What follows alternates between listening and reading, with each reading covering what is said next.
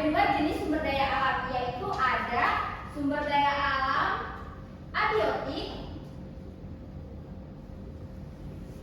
dan ada sumber daya alam biotik. Ya, betul sekali Fatimah.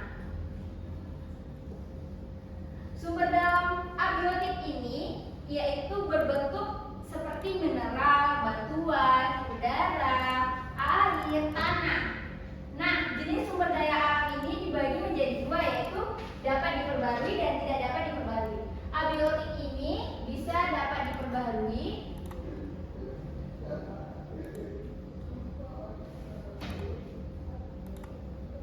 dan tidak dapat diperbarui.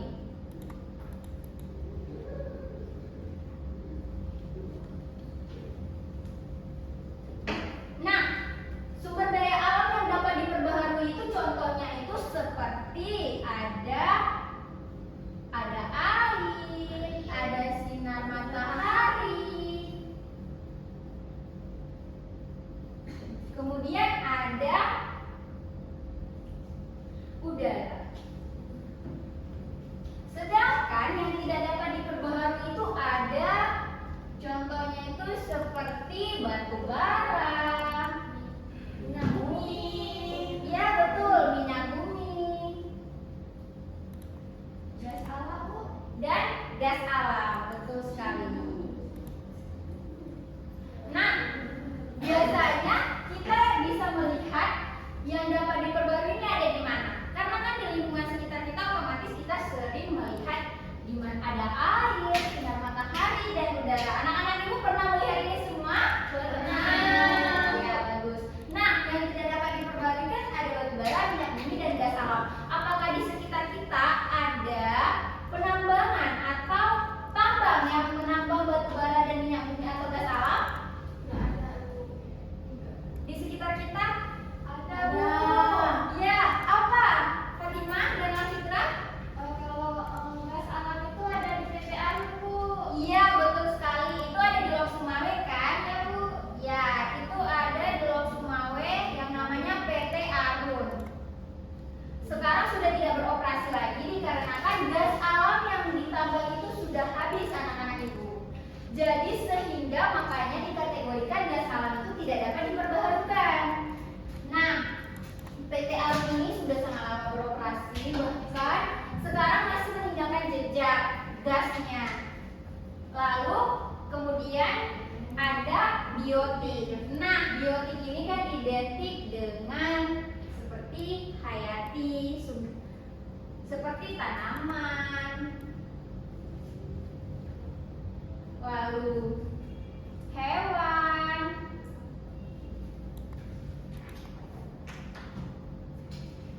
terus ini ada hutan. Nah, contoh dari tanaman ini, anak-anak ibu tahu kan tanaman itu apa? Tahu. Iya, tumbuhan. Tumbuhan. Ini harusnya tumbuhan. Nah, tumbuhan ini ya yang ada di rumah kita, pasti orang tua kalian atau ibu kalian sering menanami tanaman tumbuhan ini.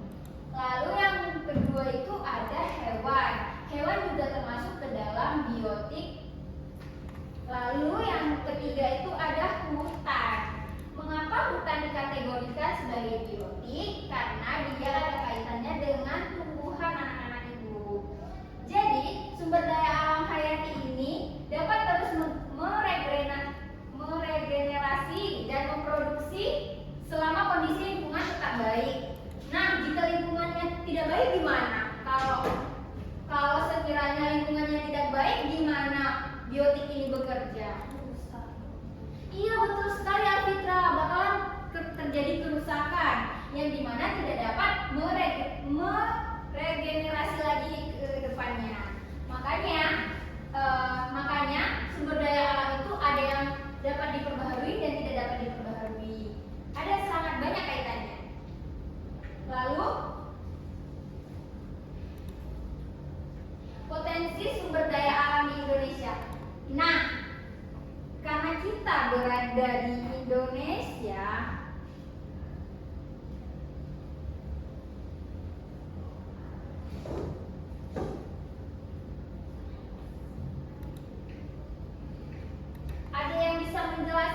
potensi apa aja yang ada di Indonesia kita ini, karena kita ini adalah wilayah yang memiliki beragam jenis potensi sumber daya alam. Ada yang bisa menjelaskan atau yang bisa mengasih contoh? Ibu-ibu, ya? Kalau Mila? Ya, itu termasuk kepada tumbuhan. Nah, biasanya ini masuk di kategori hutan. Hutan itu adalah potensi sumber daya alam di Indonesia yang sangat banyak. Ada beberapa jenis hutan, klasifikasi hutan yang ada ini. Jadi potensi sumber daya alam Indonesia itu ada klasifikasinya. Yang pertama itu ada klasifikasi hutan.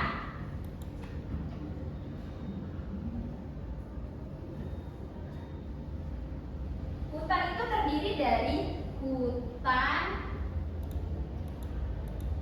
hujan tropis, lalu ada hutan pegunungan,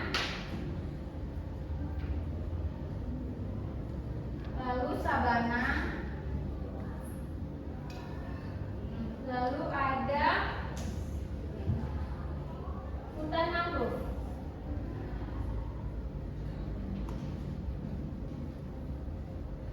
Nah, di sekitar kita, di mana kita bisa menemukan hutan hujan tropis? Apakah di Indonesia ini ada hutan hujan tropis?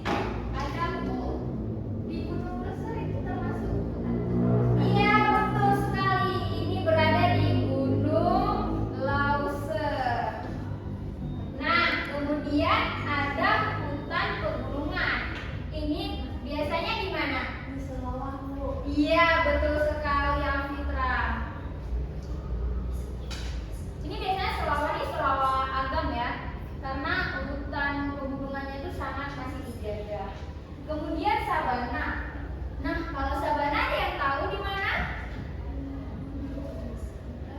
Nggak tahu, Bu. Nah, kalau sabana ini ada di Kalimantan biasanya. Kalau hutan mangrove, apakah di Aceh ada? Di Kaju.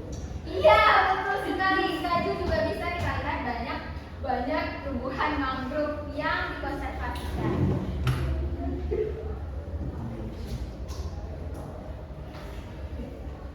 Nah,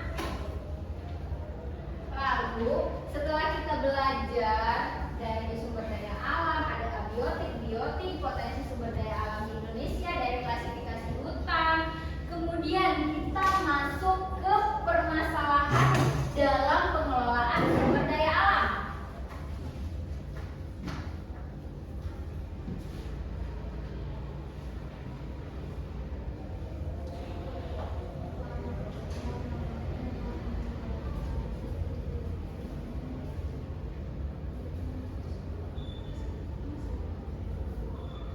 Nah, anak-anak Ibu, jadi dalam mengelola sumber daya alam yang Ibu jelaskan tadi dari abiotik, biotik, kemudian potensi sumber daya alam yang ada di Indonesia, terdapat masalah anak-anak dalam mengelolanya. Jika tidak dikelola dengan baik, maka tidak akan bisa menjadi sumber daya alam yang dapat berkelanjutan atau yang dapat dimanfaatkan sama anak kita nantinya. Nah, permasalahannya itu yang pertama ada demografi. Kenapa demografi masuk ke dalam permasalahan dalam mengelola sumber daya alam? Karena demografi ini pertumbuhan penduduk anak-anak. Dari pertumbuhan penduduk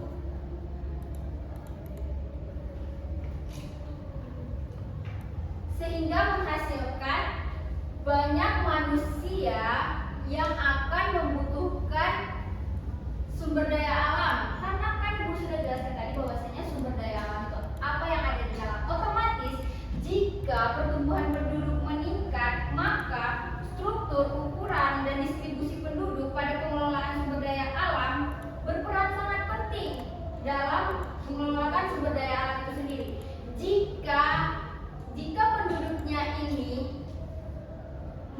merusak atau bahkan memanfaatkan lahan yang seharusnya lahan itu sebagai hutan hujan tropis seperti Gunung Leuser ini, jika seandainya ini nanti dimanfaatkan oleh manusia atau di sini nanti akan terjadi menjadi pemukiman, maka itu akan merusak hutan hujan tropis. Itu adalah permasalahannya. Yang kedua, ada permasalahan penggunaan air.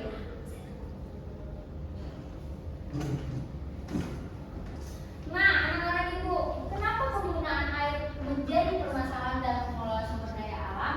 Karena air bagian dari abiotik yang dapat diperbarui. Walaupun dia dapat diperbaharui, akan tetapi air kita di dunia ini 70% itu adalah air asin yang tidak bisa dikonsumsi oleh manusia.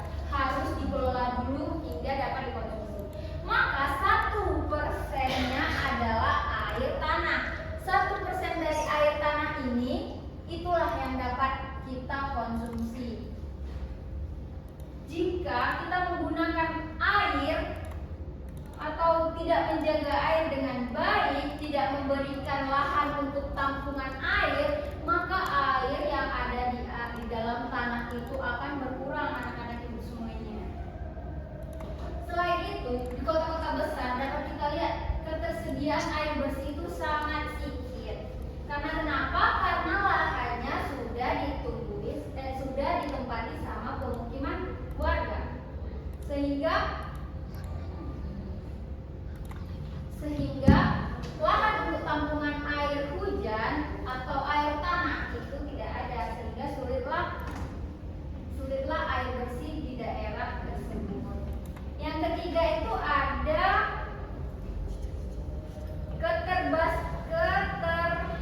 keterbatasan SDM.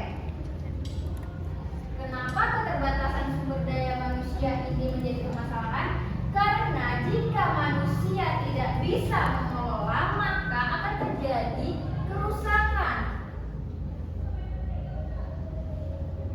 lingkungan yang berakibatkan akan merusak sumber daya alam. Karena lingkungan itu bagian dari sumber daya alam, anak-anak ibu.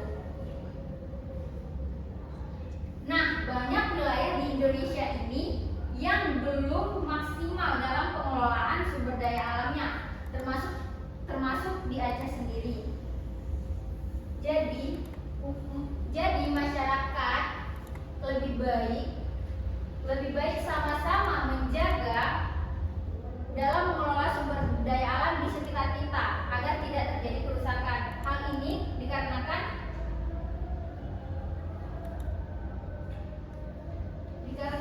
suatu lembaga sejenis pemerintah pasti memiliki kekuasaan dalam mengelola data serta informasi terkait sumber daya alam yang dimiliki. Data tersebut penting bagi suatu negara. Negara dapat melakukan tindakan yang tepat dalam mengelola sumber daya alam apabila memanfaatkan data dari serta informasi yang dimiliki. Tapi dari hal kecil dulu, anak-anak ibu semuanya. Dari hal kecil kita menjaga sumber daya alam di sekitar kita. Contohnya jangan membuang sampah sembarangan. Jika sudah tidak memakai peralatan seperti cas handphone, AC, lebih baik dimatikan. Itu akan